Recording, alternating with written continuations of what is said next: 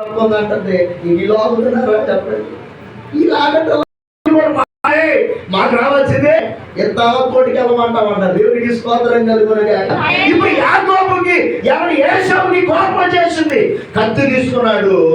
ఇక యాకోబుని చంపాలని బయలుదేరితే యాకోబు తల్లి రెబకా ఏం చేసింది తెలుసా? రే అన్న నేను చంపబోడానికి బయలుదేరాక నువ్వు గబక్కని బయలుదేరి మన మామ ఇల్లు ఉంది కదా, మన మామ ఉన్నాడు, మా దగ్గరికి వెళ్ళిపోదు, మేనమా దగ్గరికి పంపించేసింది. స్తోత్రం చెప్పండి. ఇతను పరిగెత్తింది, ఎందుకు చంపేస్తాడు కదా, అన్న చంపేస్తాడని పరిగెత్తకుండా వెళ్ళిపోతున్నాడు. కొండలు ఎక్కుతున్నాడు, లోయలు దిగుతున్నాడు, కొండలు ఎక్కుతున్నాడు. అప్పుడు ఏమైనా కారులు ఉన్నాయా, ఏమైనా బైకులు ఉన్నాయా? అప్పుడు ఏమి లేవు, కాలు ప్రయాణం వెళ్ళిపోతున్నాడు. అలా ప్రయాణం చేసి వెళుతుండగా ఒక చోటకి వెళ్ళగానే చీకటైపోయింది. చీకటిలో ప్రయాణం సాగిందా చెప్పండి? ప్రయాణం సాగిందా? సాగ పాపం. ఆయన ఏం చేశాడంటే ఆ రాత్రి అక్కడ పడుకున్నవాడుగా ఉన్నాడు. ఆయన పడుకున్నప్పుడు ఏం చేశాడంటే ఒక ఇంత రాయి తీసి తాగాడు పెట్టుకున్నాడు. ఇంత రాయి తీసి ఎక్కడ పెట్టుకున్నాడు? దిండు అలవాడే బాబా ఆయనకి. అందుకని మామూలు రాయి పెట్టి అక్కడ పడుకున్నాడు. పుడుకుంటే ఒక దర్శనం వస్తుంది. యాకోబుకి అక్కడ కళ వస్తుంది. ఏంటి కళ అంటే భూమి మీద నుంచి పరలోకానికి నిచ్చెనేసి ఉందంట. భూమి మీద నుంచి పరలోకానికి ఆయా వినాడు జాగ్రత్తగా. ఇప్పుడు కొంతమంది కళ్ళని అంటున్నారు కళ్ళు మూసి. హల్లెలూయా. మీరు ఇప్పుడు కలవద్దు, యాకోబు కన్నాడు ఏంటో మీరు చూసుకోండి. తర్వాత మీరు ఇంటికి వెళ్ళిన తర్వాత అందుకని కళ్ళు తెరవండి. హల్లెలూయా. ఇప్పుడు యాకోబు కలగండి నిద్రపోయాడు. నిద్ర మీకు వచ్చేస్తుందేమో, దయచేసి మీరు బాగుందా చెప్తారు ఏదైనా. ఇప్పుడు ఒక నిచ్చెన భూమి మీద ఎక్కడ ఏర్పడిందంట? ఆకాశానికి ఏర్పడితే దేవుని దూతలు ఆకాశం నుండి కింద దిగుతున్నారంట. కింద నుండి పైకి మెట్ల మీదుగా అంటే నిచ్చెన మీద ఎక్కుతూ దిగుతా ఉన్నారంట. ఉల్లిపడి లేచాడండి. అరే నేను పడుకున్న స్థలం ఇది పరిశుద్ధమైన స్థలమే కానీ మరొకటి కాదు అని తెలుసుకుని, ఇది పరిశుద్ధమైన స్థలం, ఇది మహిమ కలిగిన స్థలం, ఇది దేవుని మందిరమే కానీ మరొకటి కాదు అని తెలుసుకుని వెంటనే లేచి ఎక్కడైతే పడుకున్నాడో అది ఒక రాయి పెట్టి దాని మీద నూనె పోసి అభిషేకించాడు. గట్టిగా స్తోత్రం చెప్పండి. అభిషేకించి దీనికి బేతేలు అని పేరు పెట్టాడు. ఏ పేరు పెట్టాడండి? బేతేలు అనగా దేవుని యొక్క మందిరం అర్థం. బేతేలు అనగా అర్థం ఏంటంటే ఇది దేవుని మందిరమే కానీ మరొకటి కాదు అని. అక్కడ బేతేలు అని దానికి రాయి పెట్టి నూనె పోసి బేతేలు నామకరణం చేసి అక్కడ ప్రార్థన చేస్తాడు యాకోబు. యాకోబు ఏమని ప్రార్థన చేస్తాడంటే, దేవా నా అన్న దగ్గర నుంచి నేను పారిపోతున్నానంటే నా ప్రయాణంలో తినడానికి ఆహారము, కట్టుకోవడానికి వస్త్రము నాకు నువ్వు దయచేసిన ఎడల మరలా నేను తిరిగి వచ్చి నీ మందిరాన్ని ఇక్కడ నేను కడతాను. ఇక నీకు కృతజ్ఞతాస్తుతులు తెలియజేస్తాను అని దేవుని దగ్గర 10వ వంతు నిశ్చయముగా చదవనమాట. అప్పుడు యాకోబు నేను తిరిగి నా తండ్రి ఇంటికి క్షేమముగా వచ్చినట్లు దేవుడు నాకు తోడయ్యండి. నేను వెళ్ళుచున్న ఈ మార్గములో నన్ను కాపాడి ఆహారములు ధరించుకొనుటకు వస్త్రములను నాకు దయచేసిన యెహోవా నాకు తోడయ్యుండును. మరియు స్తంభముగా నేను నిలిపిన ఈ రాయి దేవుని మందిరమగును. మరియు నీవు నాకిచ్చు యావత్తులో 10వ వంతు నిశ్చయముగా నీకు చెల్లించదునని మొక్కుకొనెను. దేవునికి స్తోత్రం. ఇప్పుడు ఏమని చేస్తాడు? మొక్కుకున్నాడు అక్కడ మందిరం దగ్గర. ఇది పరిశుద్ధ స్థలం, మందిరమే కానీ మరొకటి కాదని అక్కడ దేవుని యొక్క సన్నిధిలో యాకోబు ఏం చేస్తాడు? రాత్రి ప్రార్థన చేస్తున్నాడు.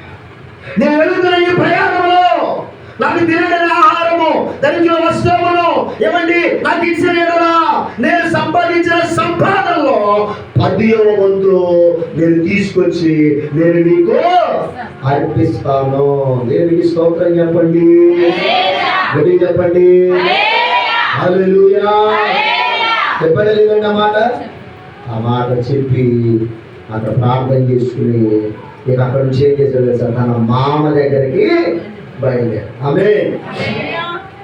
అని బయలుదేరగానే మామ దగ్గర అక్కడ మామతో పాటు నాకు మామ చెప్పాడు విషయం అంతా. మామ ఇది జరిగిందట, మరి అన్న నా చంపుదానికి బయలుదేరితే నేను పారిపోయి వచ్చాను, అమ్మ నీ దగ్గరికి వెళ్ళమంది అని చెప్పాడు. అయితే ఇప్పుడు వాళ్ళ పిల్లల వివాహం చేసుకోవాలి. ఎవరు? యాకోబు లాబాను గారికి ఇద్దరు కుమార్తెలు ఉన్నారు. ఒక పేరు లేయా, మరొక పేరు రాహేలు. అంతగతే రాహేలు చాలా సౌందర్యం కలిగింది. లేయా జబ్బు కలది, అంటే కళ్ళ సమస్య ఏదో ఉందాం పాపం. అయితే ఈ యాకోబు చూపు ఎవరి మీద పడిందంటే చిన్నదైనటువంటి రాహేలు మీద. సోదరం చెప్పండి. మామ దగ్గరికి వెళ్ళాడు. మామ నాకు చెరగుత్తు నుంచి పెళ్లి చేయవా అడిగాడు. అప్పుడు లాభాను మామ ఏమన్నాడంటే, ఒరే నా చిన్న కూతుర్ని కనుక నీకు ఇచ్చి పెళ్లి చేయాలంటే 7 సంవత్సరాలు నా కింద నువ్వు కొలువు, అంటే నా కింద పని చేయాలి, నాకు ఒట్టిగా పని చేయాలి, నీకేమి నేను ఇవ్వను, నా కూతురు కావాలంటే అన్నాడు. సరే కూతురు కోసం, రాగేలు కోసం 7 సంవత్సరాలు ఏం చేశాడు? కొలువు చేశాడు. దేవునికి స్తోత్రం చెప్పండి. ఈ 7 సంవత్సరాలు కొలువు చేసిన తర్వాత మావా 7 సంవత్సరాలు కొలువు చేశా, 7 సంవత్సరాలు 7 రోజులు అయిపోయి పాపం అంటే ఆశ ఉంది. అయితే పెళ్లి చేయ మావా అన్నాడు. అంతేనా? సరే అక్కడ సరేరా అన్నాడు. కూర్చోబెట్టాడు, ముసుకేసేసాడు. చెప్పండి, ముసుకేసి ఏం చేశాడు? రాహేలు బదులు లేయా నుంచి పెళ్లి చేసేసాడు. స్తోత్రం చెప్పండి. అంత అయిపోయిన తర్వాత మావా ఏంది నువ్వు నాకు ఎవరిని ఇస్తానని చెప్పా, రాహేలు ఇస్తానని చెప్పేసి లేయా నుంచి జబ్బు కదా దాన్ని నాకు ఇదొద్దు. ఏం కావాలి ఇక? నాకు చెడ్డ కూతురే. సరే ఏమని కూడా ఉంచుకో, నువ్వు కూతురు కావాలా, ఆ వాళ్ళతో 7 సంవత్సరాలు నువ్వు కొలువు చేయాలన్నాడు. అంటే రాహేలు కోసం 14 సంవత్సరాలు కష్టపడి పనిచేసి రాహేలును కూడా సంపాదించుకున్నాడు. గట్టిగా స్తోత్రం చెప్పండి. ఇప్పుడు ఎంతమంది భార్యలు? 2 భార్యలు. అప్పుడు ఉండొచ్చు, ఇప్పుడు ఉండకూడదు. స్తోత్రం చెప్పండి. అప్పుడు ఉంది కదా అంటే అప్పుడు దేవుడు చూసి చూడకుండా ఓర్ముండెను. ఇప్పుడుంటే మాత్రం నరకానికి వెళ్ళిపోతాం, జాగ్రత్త. హల్లెలూయా, హల్లెలూయా. కాబట్టి ప్రభువునందు ప్రియులారా, అయితే ఇప్పుడు అమరిస్తే ప్రియులారా, ఇప్పుడు చక్కగా దేవుడు దీవించాడు. ఇంచుమించుగా 12 మంది పిల్లలు ఇచ్చాడు, ఒక కుమార్తెని ఇచ్చాడు. చక్కగా దేవుడు దీవించాడు, బాగుంది. తన ఆస్తి పెరిగిపోయింది, అంతస్తులు పెరిగిపోయినాయి, పశువులు పెరిగిపోయినాయి. దేవుని సన్నిధిలో ఏదైతే ప్రార్థన చేసుకుని బయలుదేరి వెళ్ళాడో, తినడానికి ఆహారం ఉంది, కట్టుకోవడానికి వస్త్రాలు ఉన్నాయి, భార్యలు ఉన్నారు, ఉపపత్తులు ఉన్నారు, ఇంకా చూస్తే పిల్లలు ఉన్నారు. ఇలా చూసుకుంటా పోతే 12 మంది పిల్లలు కలిగిన వారిగా ఉన్నారు. హల్లెలూయా. దేవుడు దీవించాడు లేదా? చెప్పండి, దేవుడు దీవించాడు లేదా? దేవుడు దీవించడానికి ఏం చేయాలి? దేవుని దగ్గర ప్రార్థన చేసుకున్న మనం గుర్తుపెట్టుకోవాలి వద్దా? మనోడు బిజీ అయిపోయి, మర్చిపోయి, సంపాదనలో పడిపోయాడు. మనం కూడా అంతే, కష్టాలు ఉన్నప్పుడు దేవుని దగ్గరికి వస్తాం, కష్టాలు తీరిపోయిన తర్వాత దేవుని మర్చిపోయే వారంగా ఉంటాం, దేవుని మర్చిపోతాం. దేవుడు ఆ స్వస్థత లేనప్పుడు దేవుని దగ్గర వస్తా, ఏమండి అపవాది కార్యం ఉన్నప్పుడు దేవుని దగ్గర వస్తా, కుటుంబ పరిస్థితులు బాగానప్పుడు దేవుని దగ్గర వస్తా. దేవుడు దీవించి ఆశీర్వదించిన తర్వాత ఇక దేవుని ఏం చేస్తారు చెప్పండి? మరిచిపోయి ఇంకేంద్రా మనకు బాగా జరుగుతుంది కదా, మనం బాగా ఉన్నాం కదా అని దేవుణ్ణి మరిచిపోయి ఈ లోకంలో తిరిగే వాళ్ళు చాలా మంది ఉన్నారు. లేదు చెప్పండి? మొదట్లో దేవుని సాగిన వాళ్ళే దేవుని పొందిన లోపల కలిసిపోయాడు. కనపడలేదా మీకు? ఎవరైనా కనపడ్డారు లేదా? ఎంతో మంది మనకు కనపడతారు. గట్టిగా స్తోత్రం చెప్పండి. ఇప్పుడు యాకోబు కూడా బిజీ అయిపోయాడు సంపాదనలో. అక్కడ మానవ మోసం చేసి మందరి అభివృద్ధి చేసుకుంటా ఉన్నాడు. అలాంటి బిజీలో ఉంటే దేవుడు మాట్లాడుతున్నాడు ఇక్కడ. యాకోబు నువ్వు బయలుదేరి ఎక్కడికి వెళ్ళమన్నాడు? బేతేలుకు వెళ్ళి అక్కడ నివసించి నీ సహోదరుడు ఏశావు ఎదుట నుండి నువ్వు పారిపోయినప్పుడు నీవు కనపడిన దేవుని అక్కడ బలిపీఠం కట్టమని చెప్పారు. హల్లెలూయా. ఇప్పుడు దేవుడు చెప్తున్నాడు, ఎక్కడికి వెళ్ళమంటున్నాడు ఇప్పుడు యాకోబుని? నువ్వు బేతేలుకి వెళ్ళు. బేతేలు అనగా దేవుని యొక్క, అందరూ చెప్పండి, బేతెలాగా ఏంటని అర్థం?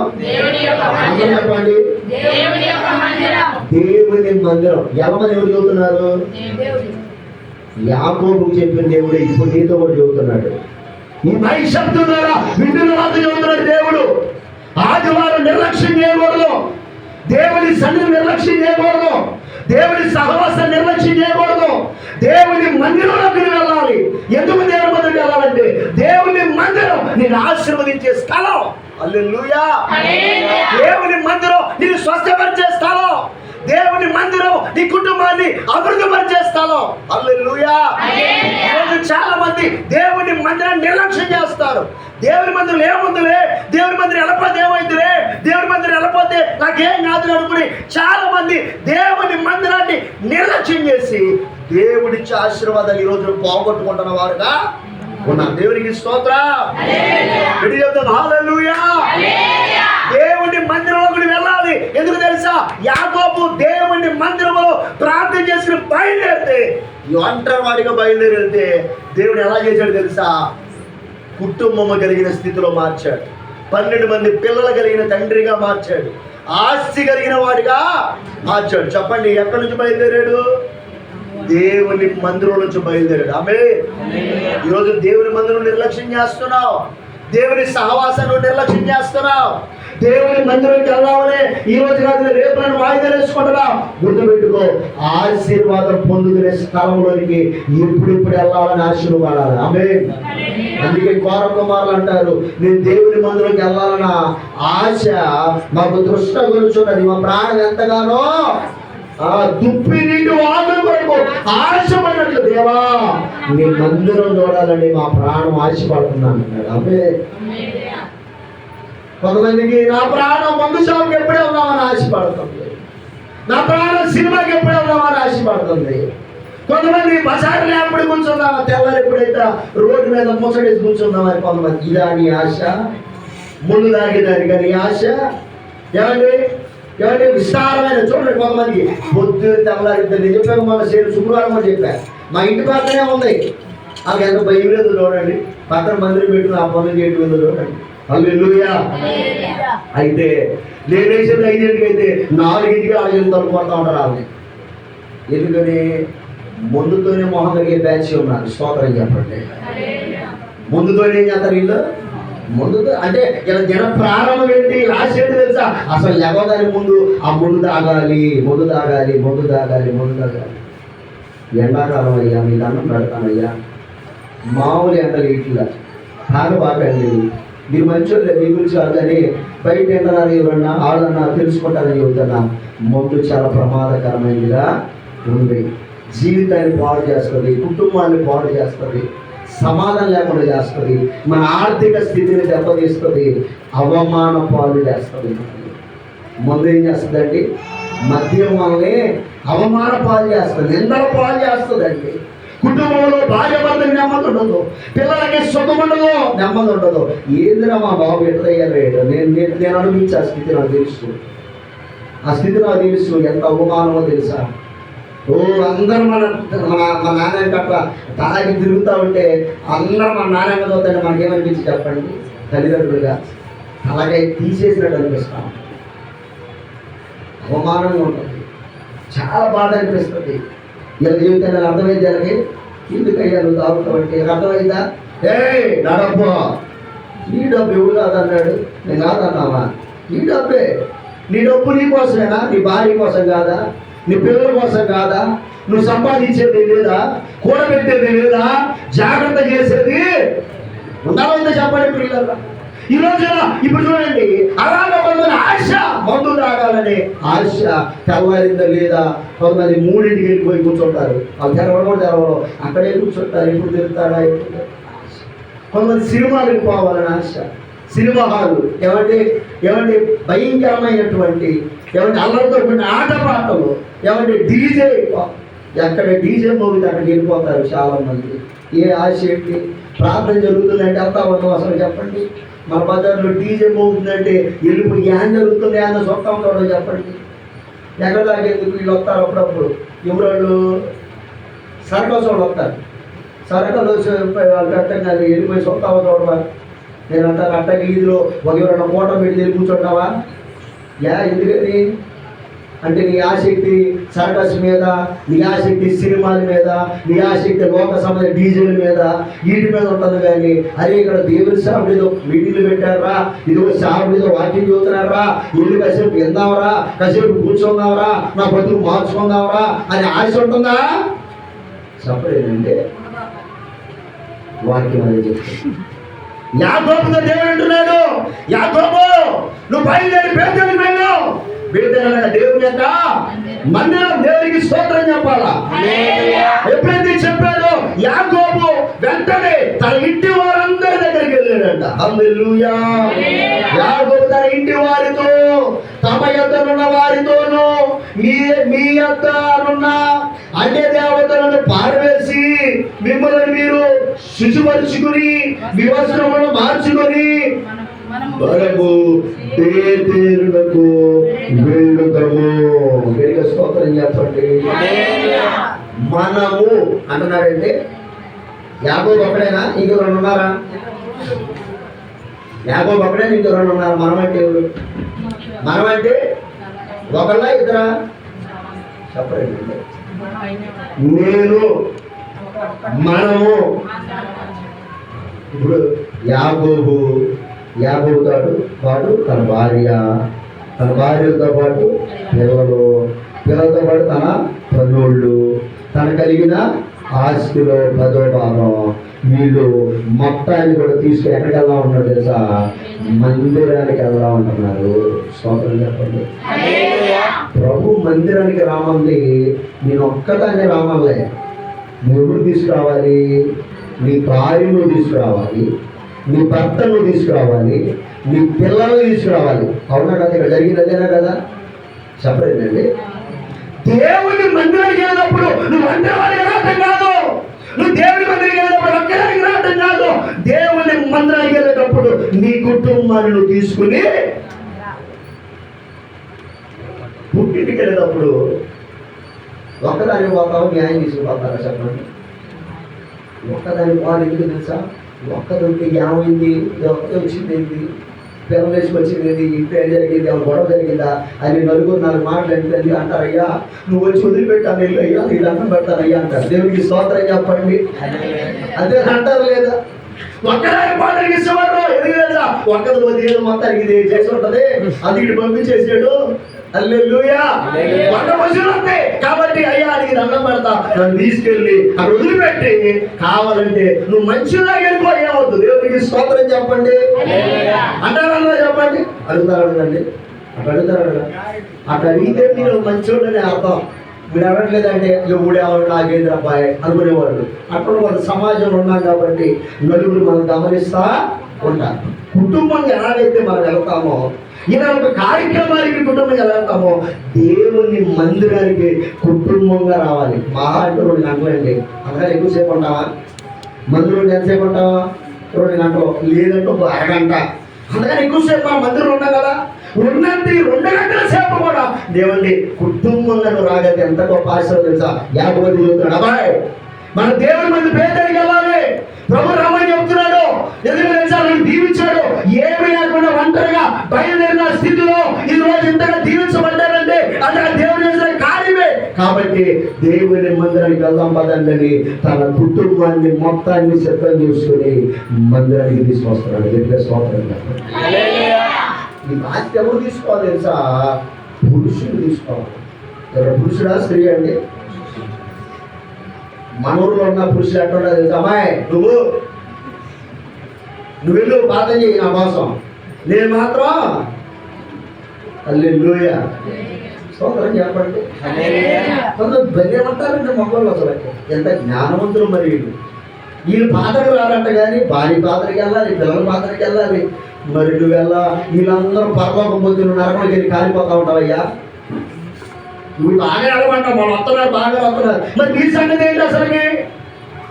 పని చెప్తుందా? వీడియో పడడం ప్రభు ఘోరం, నరకం ఆరని అగ్నిగుండం.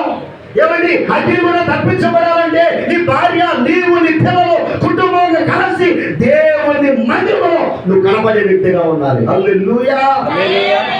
బైబిల్ చదివిస్తుంది, నా దేవుని సన్నిధిలో నా దేవుడు నివాసం చేసేవాడుగా.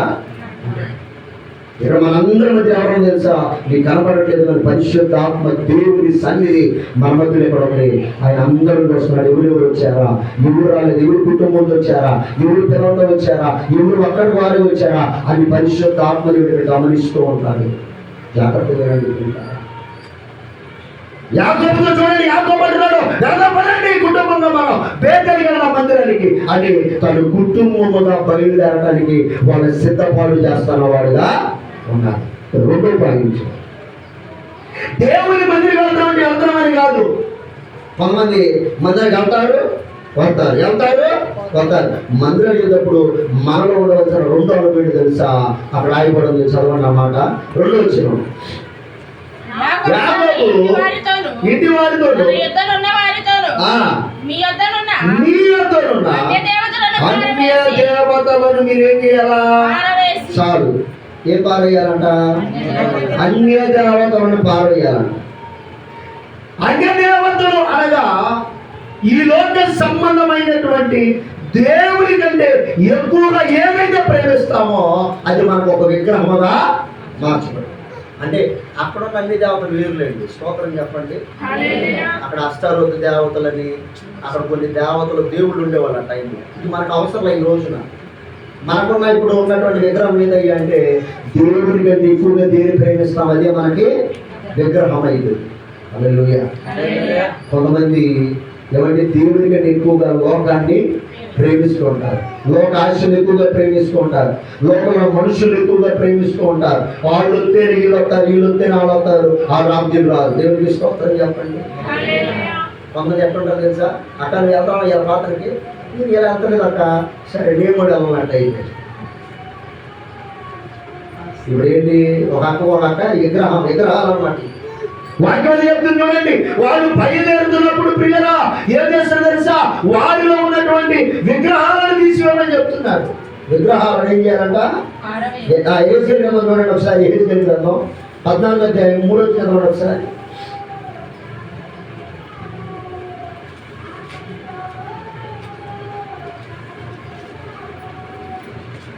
ఏజ్కేల్ గ్రంథం 14:3 వచనం.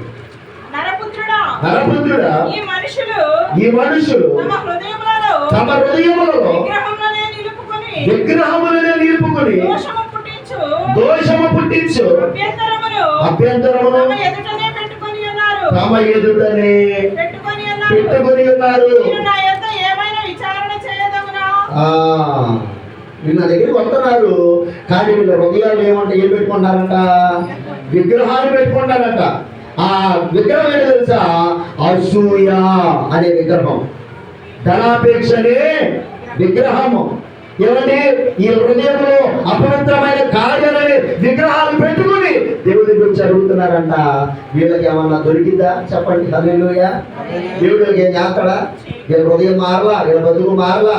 ఎవరి వాక్యం చెప్తుంది, అసూయ అలాగే ఉంటుంది, ధనాపేక్ష ఉంటుంది, లోక సంబంధ కోరికలు, ఇలాగా పాపిష్టి కార్యాలన్నీ హృదయంలో పెట్టుకుని ప్రభు దగ్గర వచ్చి మనము అయ్యా నాకు అది కావాలయ్యా ఇది కావాలంటే దేవుడు మనకి ఇస్తాడా చెప్పండి ప్రియులారా? వాక్యం చెప్తుంది, దేవుని దగ్గర వస్తున్న మనలో ఉన్న విగ్రహాలు తొలగిపోవాలి. ఆమేన్. హృదయంలో ఉన్న విగ్రహాలు, అసూయ విగ్రహం అదే. అసూయ ఉండకూడదు. ఒకరు దీవించబడుతున్నాడా, దేవా మంచిగా దీవించు, నన్ను కూడా దీవించు ప్రభా అని అడగండి. ఆమేన్. వాడు బాగా చదువుతున్నాడు ప్రభా, అలాగే నేను కూడా చదవాలి అనాలి. వాళ్ళకి మార్కులు వాళ్ళు మొత్తానికి ఏదో కాపీ కొట్టినట్టున్నారు. చదవటం శాతగాక పక్కన మీద వేస్తారు, నిన్నలేస్తారు. వాళ్ళ మార్కులు ఎట్ట వచ్చినాయి అంట? కాపీ కొట్టి వచ్చినాయి అంట. మరి నువ్వు కూడా కొట్టవచ్చుగా, మరి నీ కూడా వస్తాయిగా. స్తోత్రం చెప్పండి. అంటే కష్టపడి చదివిన వాళ్ళు కూడా ఏం చేస్తారు తెలుసా, వీళ్ళు ఎందుకు పనికిరాని వాళ్ళు, ఏదో ఇట్లా పాస్ అయ్యేరులే అన్నట్టుగా మాట్లాడతారు. దేవునికి స్తోత్రం చెప్పండి. కష్టపడి చదవాలి. ఈరోజు స్కూల్కి వెళ్తున్నావు, కాలేజీకి వెళ్తున్నావు, నువ్వు ఉద్యోగ ప్రయత్నాలు ఉన్నావు, నువ్వేం తెలుసా, కష్టపడి గుణం నీలో అసూయ పడకూడదు. ఒక్కళ్ళు చూసుకోవాలి. అలా మంచి ఉద్యోగం వచ్చింది నాకు రాలా, అలా వ్యాపారం బాగుంది, వ్యాపారం బాగా, వాళ్ళ కుటుంబం బాగా దీవించబడాలి, కుటుంబం దీవించబడాలా, వాళ్ళు అంటున్నారు ఇంటున్నారు. అసూయ పడబాకండి. దేవా నన్ను కూడా వాళ్ళు దీవించినట్టుగా నన్ను కూడా వాళ్ళు బాగు చేస్తారు, నన్ను కూడా అందరూ బాగు చేస్తారు. దేవుల్లో స్వార్థం లేదు, మనుషుల స్వార్థం అనేది దేవుళ్ళు ఏమన్నా స్వార్థం లేదు. అందరూ ఒకే రకంగా నా దేవుడు ప్రేమిస్తున్నాడు. ఈరోజు ప్రభు దగ్గర వచ్చి నీలో ఉన్న అసూయ అనేటువంటి విగ్రహాన్ని తీసేసుకోవాలి. కొంత ధనాపేక్ష అనమాట. ధనాపేక్ష సమస్త కీడులకు. అది డబ్బు ఎక్కడ ఉంటుంది, నీ మనసు ధనాపేక్ష మనలో ఉండకూడదు. డబ్బుని మనం ప్రేమించకూడదండి, డబ్బుని మనం ప్రేమించకూడదు. డబ్బు మన వెనకాల రావాలి. ఆమె మాకు మేము బైబిల్ ట్రైనింగ్ చేసేటప్పుడు మా బిషప్ అయ్య గారు చెప్పిన మాట ఏంటి తెలుసా? మా కాలేజీ ప్రిన్సిపల్ సార్ చెప్పిన మాట ఏంటి తెలుసా? ఒకటే చెప్పాడు, అబ్బాయి మీరు డబ్బు వెనకాల పరిగెబాకండి, డబ్బు వెనకాల పరిగెబాకండి, ఆ డబ్బే మీ వెనకాల పరిగెత్తింది అన్నాడు. ఆమె మన డబ్బు వెనకాల పరిగెత్తే డబ్బు వెనక్కి వెళ్ళిపోద్ది. అదే డబ్బు కోసం పరిగెత్తకుండా దేవుని కొరకు పరిగెత్తు, డబ్బుని వెనకాల పరిగెత్తుకుంటూ వస్తుంది. గట్టిగా స్తోత్రం చెప్పండి. గట్టిగా చెప్తారా? హల్లెలూయా. ధనాపేక్ష మనలో ఉండకూడదు ప్రియులారా. ధనాపేక్ష కొంతమందికి మనసు అంతా అక్కడే ఉంటుంది. ఇప్పుడు గణాజీ దేవుని మందిరంలో ఉన్నాడు, దేవుని సావుడి దగ్గర ఉన్నాడు, తన సావుడి దగ్గరే ఉన్నాడు, కానీ తన ధనాపేక్ష ఎక్కడ ఉందో చెప్పండి? నయమాని యొక్క ధనం మీద పరిగెత్తాడు దానికోసం. ఎలీషా ఒకటే అన్నాడు, ఎందుకు నువ్వు ఇలా చేసావు? ఎందుకు నువ్వు ధనాపేక్ష కలిగిన వాడు ఉన్నావు? దేవుడి దగ్గర సమస్తాన్ని ఇచ్చే స్థితిలో లేవు నేను వచ్చగా, నువ్వు ఎందుకు ఎలాంటి పని చేసావు? హల్లెలూయా. కాబట్టి ప్రభువునందు నా ప్రియ దేవుని బిడ్డలారా, ఈ రోజున మనం దాని కొరకు పరిగెత్తని. కొంతమందికి అది లోపల ఉన్నది ఒక విగ్రహం అండి. ధనం ఎక్కడ ఉంటుంది, మన మనసు అక్కడే. హల్లెలూయా. ఆదివారం 500 ఎత్తానంటే చూడండి, ఆదివారం 1000 రూపాయలు వస్తానంటే చూడండి, ప్రార్థన కూడా మానేసి వెళ్ళిపోతారు. దేవునికి స్తోత్రం చెప్పండి. ఇదొక విగ్రహం. కాబట్టి వీటన్నిటిని కూడా మన హృదయంలో ఏం చేయాలంట? తీసి పారేయాలంతే. ఆమె 1000 కాదు, 2000 కాదు, 10,000 వచ్చిన నాకు అవసరంలా, నా దేవుని మందిరంలో నేను ఉండాలా. వాక్యంలో చెప్తుంది. యాకోబు వాళ్ళు సిద్ధపరుస్తున్నాడు, అబ్బాయి మన మందిరం వెళ్ళిపోతున్నాం కాబట్టి మనలో ఉన్న విగ్రహాలు తీసేసుకోండి, అవన్నీ కూడా తీసేసుకోండి, మీరు మంచి మనస్సు కలిగి బయలుదేరండి. ఆమె వాళ్ళు తీసేసుకున్నారు. అలా మనం చూస్తా ఉన్నాం పిల్లరా. మూడోది ఏంటంటే, అక్కడ మూడొచ్చు కదమండి,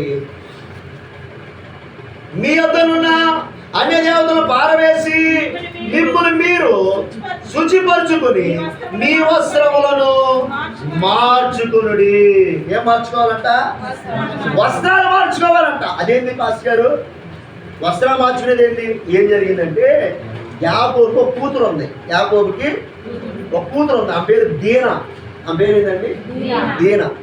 ఈ దీనా ఎలాంటిదయ్యా అంటే, ఈమెకి ఒక మాట చెప్పాలంటే ఏమని చెప్పాలా, నేత్రాశి కలిగింది. ఏం కలిగింది? మన ఊరు కాదు, మన దేశం కాదు, మన ప్రాంతం కాదు, మనోళ్ళు కాదు. అప్పుడు ఆడపిల్ల ఎట్లా ఉండాలా? ఇంట్లో కూర్చోవాలి. అవునా కదండి? జాగ్రత్తగా ఉండాలి అనే కదా. కానీ ఏం చేసింది తెలుసా? అసలు ఈ ఊరేంది, వ్యవహారం ఏంది అని మొత్తం కూడా సందర్శించడం ప్రారంభం చేసింది. అంటే ఏం చేస్తుంది? బయటికి వెళ్ళిపోయి చూస్తూ ఉంది. చూస్తూ ఉంటే ఆ దేశాన్ని పరిపాలన చేసే రాజు యొక్క కొడుకు ఆమె చూసాడు. కొడుకు చూసి, అరే ఇంత అందంగా ఉందిరా ఈ అమ్మాయి, ఎవరు ఈ అమ్మాయి ఏంది అని ఆలోచన పట్టణ పడేసి ముందు ఆమెను ఏం చేశాడు తెలుసా? పాడు చేసిన వాడుగా ఇంటికి వచ్చి ఏడుతూ నానా ఇటు జరిగిందిరా నా పరిస్థితి అనగానే యాకోబు కొడుకులు కోపం వచ్చేసింది. కోపం వచ్చి ఏం చేశారు తెలుసా? అమాంతంగా కత్తులు తీసుకున్నారు, వెళ్ళిపోయారు. వాళ్ళు ఏం చేశారు తెలుసా? సంతోషం వేసేసారు. అంటే ఇప్పుడు వీళ్ళు ఏం చేశారు? నరహత్య చేశారు. చెప్పండి, ఏం చేశారు? నరహత్య చేయడం వల్ల వాళ్ళ బట్టల మీద ఏం పడింది? ఇప్పుడు రక్తం పడింది. హల్లెలూయా. అపరాధులు అయిపోయారు, దోషులు అయిపోయారు, పాపిష్టులు అయిపోయారు. కాబట్టి ఇప్పుడు ఏం చేస్తారు తెలుసా? అందుకే యాకోబు అన్నాడు, ఇదిగో మీ వస్త్రములను మీరు శుద్ధి చేసుకోండి, మార్చుకోండి అని అనగానే వాళ్ళు అపవిత్రమైన ఏమండి ఆ యొక్క వస్త్రములని వాళ్ళు తీసేసి దేవుని సన్నిధిలో ఏం చేశారు తెలుసా? ఒక నూతనమైన వస్త్రం, రక్షణ అనే వస్త్రం వాళ్ళు ధరించుకున్న వారుగా. గట్టిగా స్తోత్రం చెప్పండి ప్రియులారా. నువ్వు దేవుని సన్నిధికి వస్తున్నప్పుడు ప్రియులారా, వాళ్ళ మీద ద్వేషముతో, వాళ్ళ మీద పగతో రాకూడదు మందిరానికి. ఇక్కడ మీరందరూ ఎక్కడ ఉన్నారు, మీ అందరిలో ఎంతమందికి ఐక్యత ఉందా అన్న సంగతి మీకే తెలుసును కాక. ఇక్కడ కూర్చున్న వాళ్ళు ఎదురెదురుకొని నిలబడి అక్క వందనాలక్క ఆయన మనస్ఫూర్తిగా నవ్వుకొని చెప్తున్న వాళ్ళు ఉన్నారు మీతో. ఉంటే దేవుడు మిమ్మల్ని దీవించడు కాక. మమ్మల్ని తిప్పుకున్నాడు గడిపోతూ ఉంటారు. ఇది వచ్చిందా, అది వచ్చాడా, ఎవడు కూర్చుని మందిరంలోనే కూర్చుంటారు. వీళ్ళు మందిరంలో ఉంటారు, కానీ వీళ్ళలో ఏముండదు తెలుసా? సమాధానం ఉండదు, ఐక్యత ఉండదు, ప్రేమ. ఇదే మరి వ్యవహారం. మందిరానికి వచ్చిన తర్వాత ఎదుటోళ్ళని నరహత్య అనగా బైబిల్ చెబుతుంది. యోహాను సువార్త మాట తీసుకు, యోహాను పత్రిక యోహాను పత్రికలో మన సహోదరుని నరహత్య చేయక్కర్లా, వాడిని చూస్తే చాలంట.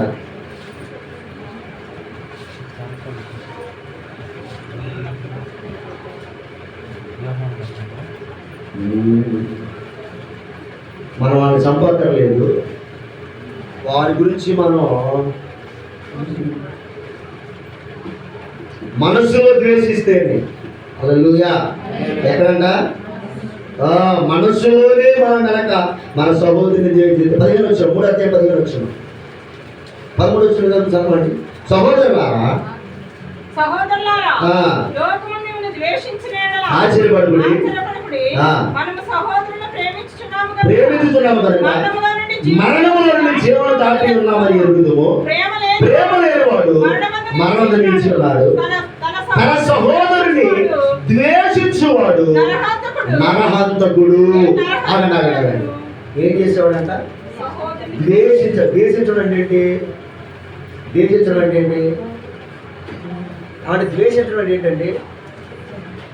ద్వేషించడం అంటే వాళ్ళని చూసి ఏం చేయటం? మాట్లాడక్కర్లా, ద్వేషించేది మన ముఖాల్లోనే కనపడింది, మన మనసు మన నోటిలో నుండి అర్థమైపోద్ది. కొంతమందిని చూడగానే మొహాలు అంతా పెట్టేస్తారంట. హల్లెలూయా. ముందు రానుమ్ము కూడా అప్పుడే వచ్చింది, ఏందో మరి నాకు అర్థం కాదు. వాపులు చెప్తారు కొంతమంది. హల్లెలూయా. వీళ్ళంతా నరకానిగా పోతారు, స్తోత్రం కలుగును కాక. వాళ్ళు కనపడంగా రానుమ్ము వస్తుందా, నరకానికే పోతారు, జాగ్రత్త. ఇక దీంట్లో ఏమాత్రం సందేహం లేదు, గుర్తుపెట్టుకుంటారు అబ్బాయి. నీ కనపడలో నీకు ఇష్టం లేని కూడా కనపడంగా నువ్వు తీసావా, నువ్వు డైరెక్ట్గా ఇక నరకానికి. మధ్యలో ఏమాత్రం నీకు ఆపేదేది కూడా గుర్తుపెట్టుకోవాలి. ద్వేషించకూడదు. నువ్వు మనస్సులో నువ్వు వాడిని ద్వేషించావా, నువ్వు నరహంతులతో. ఏ నరహంతకుడికి కూడా నిత్య జీవం ఉండదన్న సంగతి మీరు ఎదుగుదురు కదా. అవే అర్థమైందా పిల్లరా? దేవుని మందిరంలో మనం ఎక్కడ తెలుసా? ఐక్యతగా. భేదాలు రాకుండా ఉండవండి. ఇంట్లోనే భేదాలు వస్తాయి, రావా? భార్య భర్తలో ఎంత ప్రేమ ఉన్న వాళ్ళు కూడా కలిసి వస్తాయి, రావాల్సిన మాట దగ్గరే భార్య భర్తకు వస్తాయి. పక్కింటోళ్ళకి రావా? ఆ ఇంటోళ్ళకి రావా? వస్తాయి, భేదాలు వస్తాయి. కానీ దాన్ని సమాధానపరుచుకునే వారంగా ఉండాలి. కానీ అవే మన మనసులో పెట్టుకుని, అవే గుండెలో పెట్టుకుని, ఇలా అమ్మారం చూడాలి, అలాంటి తేలవాలి, ఎట్టా మనసులో పెట్టుకుని నువ్వు మందిరానికి వస్తే దేవుడు అంటాడు నువ్వు పరలోకం బావు అంటాడు. స్తోత్రం చెప్పండి. మరి ఆడకు బావండి. మందిరంకి వచ్చిందంటే ఎట్లుండాలి తెలుసా? ప్రేమ కలిగిన వారంగా. హల్లెలూయా. చెప్పండి హల్లెలూయా. ఏ ప్రేమ? యేసయ్యా. యేసయ్యా నిన్ను ఎలాగైతే ఏమండి నీ పాపాలు నీ దోషాలు ఆయన ఎలా క్షమించాడు, నీ ఎదుటి వారి తప్పులు మనం ఏం చేయాలా? యేసయ్య క్షమించాడు కదండి. మన గవర్నమెంట్ పాపం మన మంచోళ్ళు, మనమేమో మన మంచోళ్ళం కాదు, మన మనసు మంచిది కాదు, మన ఆలోచన మంచిది కాదు, మన తలంపులు మంచిది కాదు. బాల్యం నుండి చెడ్డ మంచోడు అంటే అబద్ధం అంటాడు అంతే. బాల్యం నుండి కూడా మన మనసు చెడ్డది, మన ఆలోచనలు చెడ్డ. అయినా ప్రభు మనం ప్రేమించాడు, క్షమించాడు. మన కోసం కలువరి సిలువలో ఆయన బరువు అయిపోయిన వాడిగా. ఎక్కడ తగ్గిందండి? మొన్న ప్రవీణ్ పగడాల సహోదరులు హైదరాబాద్లో అయింది. అద్భుతమైనటువంటి సేవ చేస్తున్నాడు. మన క్రైస్తవుల పట్ల ఒక గొంతుగా ఆయన వినిపిస్తున్నాడు, సత్యాన్ని ఆయన ప్రకటన చేస్తున్నాడు. అలాంటి ఒక మంచి దైవజనుడిని ఆయన హైదరాబాద్ నుంచి రాజమండ్రి వెళ్తుండగా మార్గ మధ్యలో ఆయన ఏం చేశారు తెలుసా? హత్య చేసేసారు, చంపేసి దాని ఒక యాక్సిడెంట్ లాగా చిత్రీకరించేసి అలా పెట్టేసి వాళ్ళందరూ అంటున్నారు ఇది యాక్సిడెంటే కానీ హత్య కానీ. అక్కడ పరిస్థితులు చూస్తే అన్ని తేడాగా ఉన్నాయి. సీసీ ఫుటేజ్ ఆయన కనబడే విధానం, ఆయన ఆ బాడీ అంత బాడీ ఆయనకి లేదు, కానీ ఆయన బట్టలు ధరించుకున్నాడు, మొత్తానికి అది చూపిస్తున్నాడు. తర్వాత అక్కడికి వెళ్తే చెక్క మీద రక్తం కనపడుతుంది. ఎప్పుడు కూడా బండి యాక్సిడెంట్ అయింది అనుకోండి, ఎప్పుడైనా మీద వచ్చి బండి మీద పడిందా? సాధారణంగా మనిషి ఏ బారు ఉన్నా ఆ బారు వచ్చి చక్కగా పడింది. అది ఎట్లా ఉంది తెలుసా? మనిషి దాని కింద ఉన్నాడు, దాని పైరుడి కింద అట్లా ఉంది, అలా ఉంది. పడితే ఏదన్నా హ్యాండిల్ పడటం లేదా వెనక పడటం ఏదో ఒకటి పడవచ్చు పడితే, కానీ ఎట్లా ఉంది తెలుసా? మనిషి ఉన్నాడు, మనిషి మీద ఆ బండి అలా పెట్టేసి ఇది యాక్సిడెంట్ అని చెప్తున్నాడు. అయితే పోస్ట్ మార్టం అయిపోయింది, తర్వాత హైదరాబాద్ తీసుకెళ్ళారు. తన భార్య ఏమన్నా తెలుసా? ఒకే మాట్లాడు, మీరేమి దీని గురించి ఎవరి మీద మీరు పగ పెట్టుకోవద్దు, క్షమిద్దాం వాళ్ళనంటే. ఏముందండి? తన భర్తని చంపిన వాళ్ళని ఏం చేసింది తెలుసా? క్షమించేసింది. మనం క్షమిద్దాం. ఒక ప్రవీణ్ పోతే 1,00,000 మంది ప్రవీణ్ లభిస్తారని చెప్పారు. గట్టిగా స్తోత్రం చెప్పండి. ఎవరన్నా ఆడ మనిషి ఆ మాట అంటారు? అసలు ఎప్పుడు దేవడాడు నా భర్తను చంపుకోండి ఎక్కడ ఎందుకు? మా మీ ఆయన ఒక మాట ఎవరన్నా అన్నారంటే ఏం చెప్ప మీరు ఊరుకుంటారు అసలుకి? అది అది అడుగుడు అసలు అర్థమైంది. ఎవరైనా గట్టిగా స్తోత్రం చెప్పండి.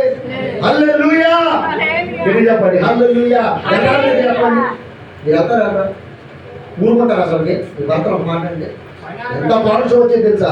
వాక్యం అనేది చెప్తుంది, క్షమించే తత్వం మనలో కావాలి, క్షమించే మనసు మనలోకి రావాలి.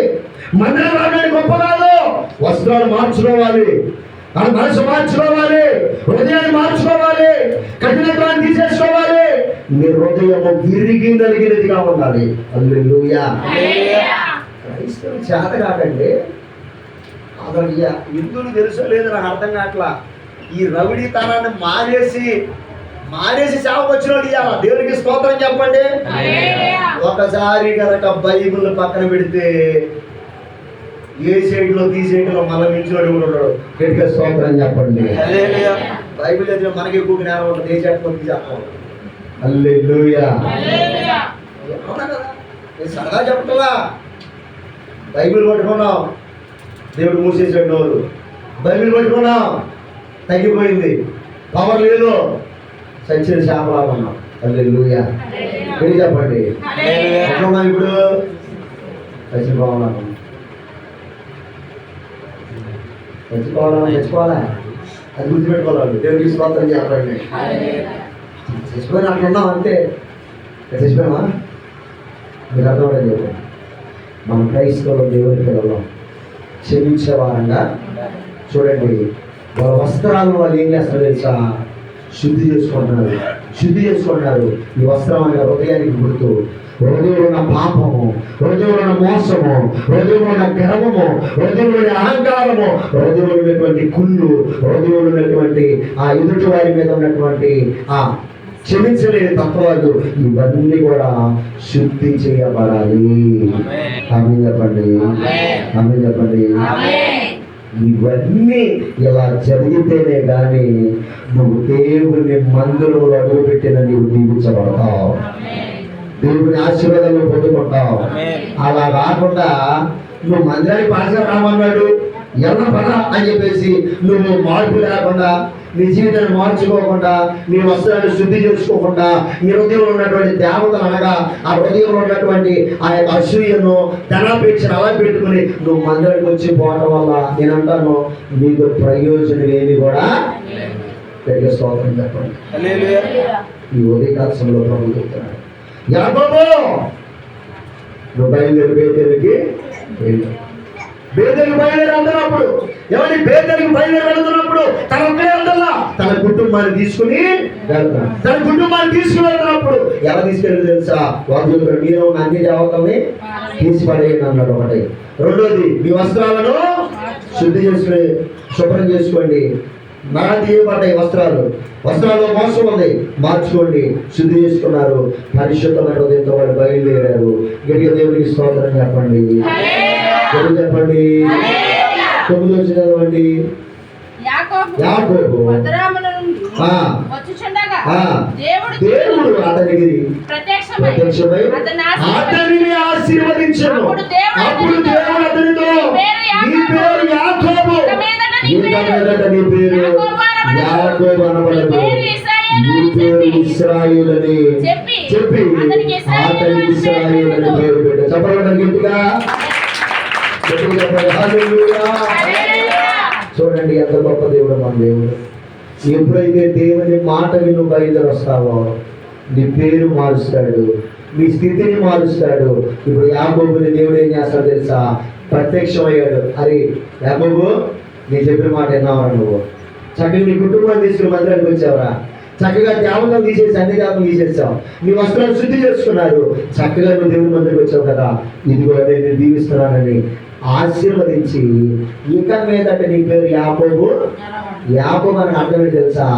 మోసగాడని అర్థం. నీ నాన్న మోసం చేసావు, నీ సహోదరుడు మోసం చేసావు, నీ మామని మోసం చేసావు. ఇక నీ పేరు మోసగాడు కాదు, నీ పేరు ఇశ్రాయేలు. ఆమేన్, హల్లెలూయా. ఈ రోజున ఇశ్రాయేలు జనాంగము ప్రపంచం నడుబొట్టులో ఉంది. గట్టిగా స్తోత్రం చెప్పండి. ఆ ఇశ్రాయేలు వంశముల నుండి నా ప్రభు అయిన యేసయ్య జన్మించిన వాడుగా ఉన్నాడు. ఆయన యోధా గోత్రపు సింహము. హల్లెలూయా, చెప్పండి హల్లెలూయా.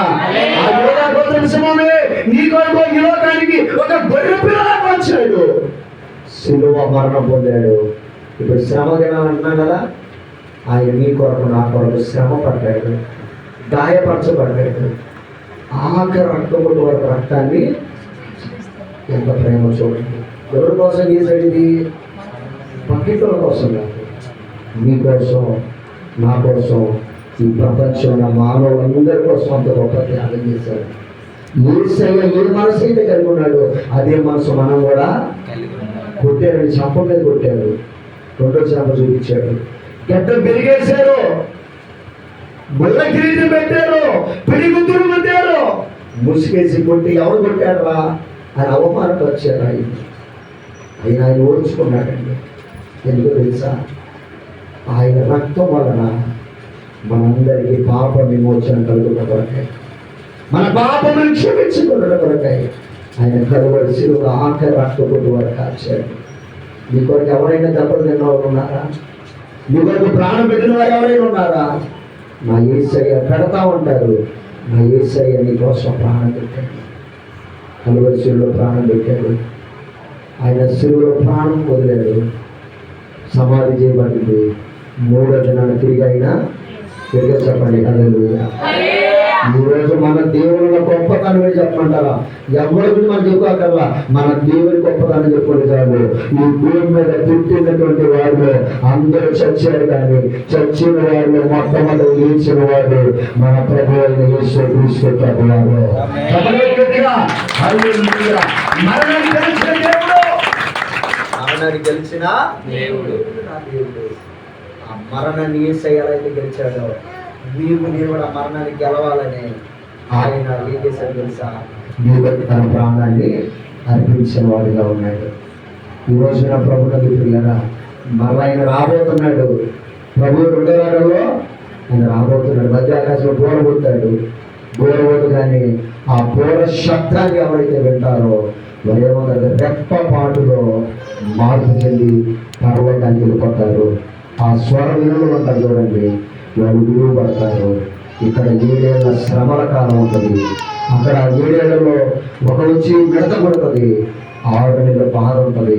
ఈ బాధ తట్టుకోలేక చచ్చిపోవాలనుకుని ఎండలు తగ్గుతాడు, సావని సావరు, నదులు దిగుతారు, ఒడ్డుకి వస్తాయి, సావని మరణం రానే రాదు. ఆ తర్వాత తీర్పు ఉంటుంది, 1000 ఏళ్ల పరిపాలన ఉంటుంది. చెడ్డవారందరూ యుగయుగాలు నరకంలో కాలిపోతారు. దేవుడిని కలిగి బాప్తిసం పొంది ప్రేమగా, ఐక్యతగా, సమాధానంగా అందరితో కలిసి వెలిసి ఉండే వాళ్ళు పరలోకం వెళ్తారు. అక్కడ నిత్యము నెమ్మది ఉంటుంది. దేవుని వాక్యం తెలిసి కూడా మార్పు లేకుండా, మారు మనసు లేకుండా, దేవుని మందిరానికి రాకుండా, దేవుని సేవించకుండా, ఏమంటే పగలు ప్రతీకారాన్ని మనసులో పెట్టుకుని ద్వేషభావంతో ఉన్న వాళ్ళంతా నరకానికి వెళ్ళిపోతారు. అక్కడ అగ్ని ఆగదు, పురుగు సాగదు. అలాంటి స్థితిలో ఉందమ్మా. ఈరోజు అందుకే ప్రభు నీతో మాట్లాడుతున్నాడు. యాకోబుతో చెబుతున్నాడు, యాకోబు బయలుదేరు బేతేలుకు వెళ్ళు. ఇప్పుడు దాకా సంపాదన పడిపోయి నన్ను మర్చిపోయావేమో, నీ పనిలో పడి నన్ను మర్చిపోయావేమో. ఈరోజు చాలా మంది పనుల్లో పడి మర్చిపోతున్నారండి దేవుని పిల్లల సంఘ మర్చిపోతున్నారు, దేవుని స్తుతించాలని మర్చిపోతున్నారు, దేవుని ఆరాధించాలని మర్చిపోయి దేవుని వారాలు ఎగ్గొట్టేస్తున్నారు. ఈరోజు యాకోబు అంటున్నాడు, నువ్వు లేచి బయలుదేరి బేతేలుకి వెళ్ళు. బయలుదేరిన కుటుంబంగా బయలుదేరారు. వారి పాపాలు ఒప్పుకున్నారు, వారు పరిశుద్ధపరుచుకున్నారు. బేతేలుకి వెళ్ళగానే దేవుడు యాకోబుని ఆశీర్వదించడం ప్రారంభించాడు. ఏ ఆశీర్వదించి పంపించాడు దేవుడు, మరలా దేవుడు ఆశీర్వదించడం ప్రారంభిస్తున్నాడు. ఆమె అంటే దేవుడు నాకు ఆశీర్వాదం ఎక్కడో తెలుసా? నేను బాగా రుణాలు అనుకోవడం కాదు, ఇంతకన్నా గొప్పగా దేవుడిగా దీవించబోతున్నాడు, ఇంకో గొప్పగా నేను ఆశీర్వించబోతున్నాడు, ఇంకో గొప్ప దీవులు అయిపోతున్నాడు, ఇంకో గొప్ప ఆరోగ్యానికి అయిపోతున్నాడు. హల్లెలూయా, హల్లెలూయా. అందుకే ఆయన సన్నిధిని మనం నిర్లక్ష్యం చేయలే, ఆయన సన్నిధిని మనం ఉండాలి. ఆయన సన్నిధి యాకోబు ఏం చేశాడు? మరలా యాకోబు ప్రత్యక్షమై మరలా ఆశీర్వదించాడు. యాకోబు, నీ పేరు యాకోబు మోసగాడు కాదు, ఇశ్రాయేలు అని ఆశీర్వదించాడు. ఇవాళ ఇశ్రాయేలు వంశావళిలో మనందరం కూడా చేరగలిగిన వారంగా తలవంచండి. ఏం చదువు ప్రార్థించారు? నీ సన్నిధానంలో సంపూర్ణ సంతోషం, ఆరాధించుకునే విలువైన అవకాశం. నీ సన్నిధానంలో పూర్ణ సంతోషం, ఆరాధించుకునే విలువైన అవకాశం.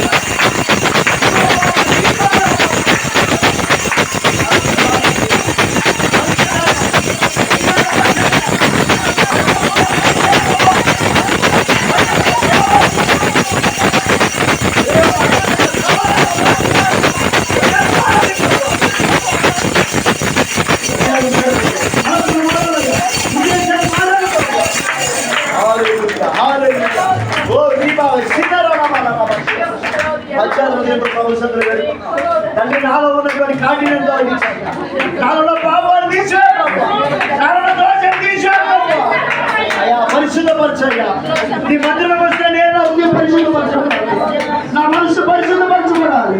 అయ్యా మనలో అయ్యా లోపల ఉన్నటువంటి గర్వ మహాంగారం హెచ్చింపు స్వభావం అసూయ నాలో తీసివేసుకోవాలి.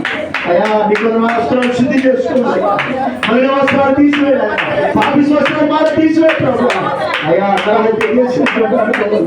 హృదయాలు నాయన అయ్యా వారి వస్త్రాలు మార్చుకున్నారు ప్రభు. ఈ మందుకు వచ్చిన దేవుడు దాని పరిశుద్ధ వస్త్రాలు ధరించుకోవాలి, రక్షణ వస్త్రాలు ధరించుకోవాలయ్యా, మళ్ళీ వస్త్రాలు తీసివేసుకోవాలయ్యా. అయ్యా రక్త వచ్చాయ ప్రభావితం అయ్యా వస్త్రాలు తీసేసి రక్షణ వస్త్రం ధరించుకోవాలయ్యా.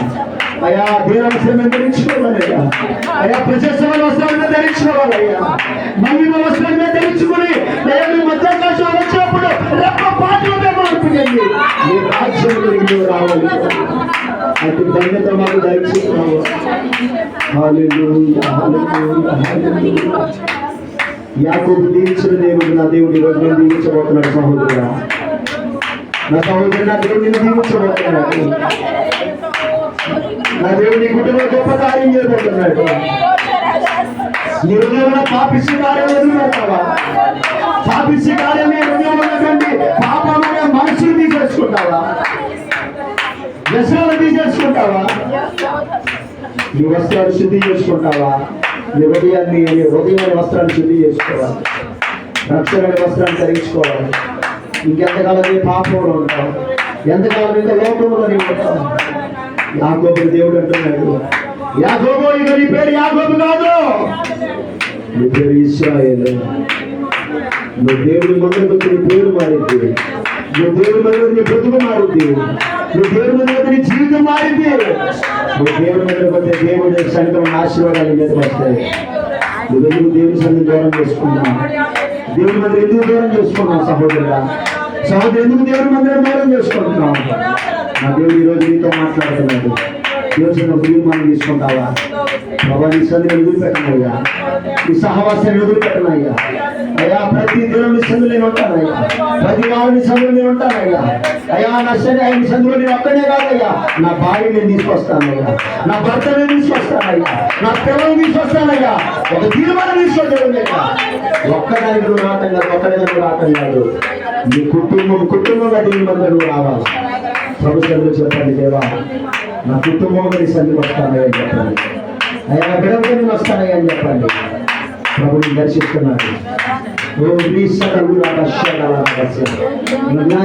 హృదయంతో మాట్లాడుతున్నాడమ్మా, నీ మనసులో నా దేవుడు మాట్లాడుతున్నాడు. నా దేవుడు నీ హృదయాన్ని నీ బ్రతుకు మార్చిపోతున్నాడు.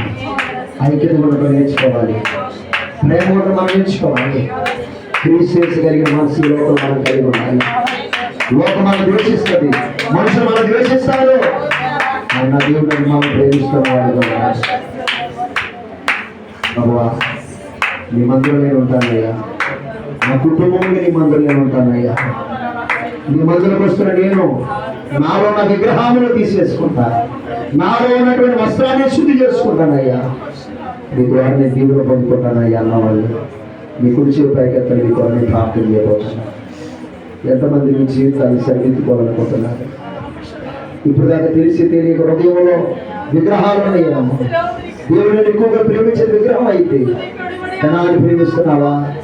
అసూయ కలిగి ఉన్నావా? ఏ విగ్రహం ఉందా నీలో? దాన్ని తీసేసుకోవాలి మనం ఇప్పుడే. ప్రభా నేను దాన్ని తీసేసుకుంటానయ్యా. అయ్యా నాయనా నీకు నా వస్త్రాన్ని శుద్ధి చేసుకుంటా.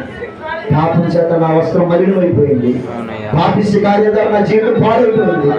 పాపం నా మీద ఉంది నాయన. ఇప్పుడు నాలో నా పాపాన్ని తీసేసి అయ్యా నా హృదయాన్ని పవిత్రపరచు, నా మనసును పవిత్రపరచు. అయ్యా నీ జీవితంలో ప్రార్థన చేసుకో. ఇప్పుడు నా దేవుడి నీ మలిన వస్త్రాన్ని పరిశుద్ధ వస్త్రంగా మార్చబోతున్నాడు. ఎంతమంది ఆశపడుతున్నారు నీ వస్త్రాన్ని మీరు తెల్లగా మార్చుకోవాలనుకుంటున్నారు? ఎంతమంది నా వస్త్రం మహిమ వస్త్రంగా మార్చబడాలి, నా వస్త్రం మహిమ వస్త్రంగా మార్చబడాలి, రక్షణ వస్త్రంగా మార్చబడాలి, చల్లని వస్త్రంగా మార్చబడాలి. నాకు ఈ లోకమంతో ఈ పాపమంతో ఈ పాపసేవ వద్దు. నేను దేవుడిని ప్రేమిస్తా, దేవుని సేవలు ఉంటా అని ఎవరైతే తీర్మానం తీసుకుంటున్నారో మీ కూడా అస్తంపైకి అతన్ని కూడా నేను ప్రార్థన చేయబోతున్నాను. అస్తం ఎత్తున వాళ్ళు అలాగే వేస్తారు, పైకి చూపించండి. ప్రార్థన చేస్తూ ప్రభువా బిడ్డలు రస్తాలు పెట్టారయ్యా, వారి రస్తాలు దీవించండి. వారి హృదయంలో ఉన్న వాంఛలు తీర్చండి. నీతో నడవాలని, నీతో ఉండాలని, నీ బిడ్డలుగా జీవించాలని ఆశపడుతున్నారయ్యా. వారి ఆశలు తీర్చండి తండ్రి. ఈ దినము నుండి వారి కుటుంబముగా నీ సందులకు వచ్చుదురుగాక. అయ్యా వారి పరిశుద్ధపరచబడుదురుగాక. వారి హృదయంలో ఉన్న కోపము, ద్వేషం, అసూయను తీసివేసుకుందురుగాక. అందరితో ప్రేమ కలిగి ఉందురుగాక, ఐక్యత కలిగి ఉందురుగాక. నీ రాకడ కొరకు అయ్యా ఎదురు చూసే సంఘముగా, సమాజముగా మేము ఉందురుగాక. ప్రభు త్వరగా రాబోతున్నావు తండ్రి. అయ్యా ప్రవీణ్ పగడాల వారి భార్య చెప్తుంది, తన భర్తని క్రూరంగా చంపిన వారిని క్షమించామని చెప్తుంది. అయ్యా ఒక మాట మందికి మేము క్షమించలేకపోతున్నాం, ఒక మాట మందికే మా ఎదుటి వారిని క్షమించలేకపోతున్నాం.